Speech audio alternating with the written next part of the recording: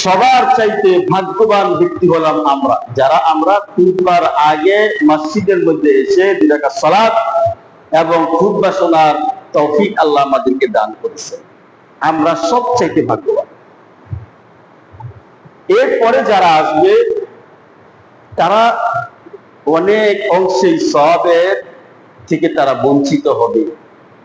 সওয়াব পাবে, তবে পরিপূর্ণভাবে সওয়াব তারা পাবে না।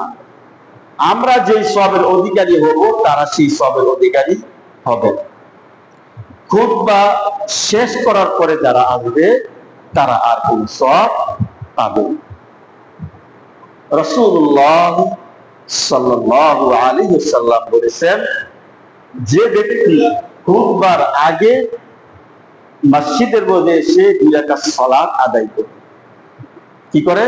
2 রাকাত সালাত মানে নামাজ আদায় করে, অতঃপর ইমাম সাহেব যখন দাঁড়িয়ে যায় তখন মনোযোগ সহকারে খুতবা শ্রবণ করে, খুতবা শুনে, এই ব্যক্তির আমল নামায় দুনিয়াতে কোনো এক ব্যক্তি যদি তার টাকা পয়সা খরচ করে কবুল হজ মানে বড় হজ করে, এই হজটা আল্লাহর দরবারে কবুল হয়েছে, যদি ওরকমের হয় যে হজটা আল্লাহর দরবারে কবুল হয়েছে, ওই কবুল হজের নেকি আল্লাহ সুবহানাহু ওয়া তাআলা ওই ব্যক্তির আমলনামায় দান করে।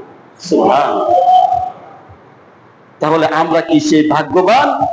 অবশ্যই আমরা ভাগ্যবান।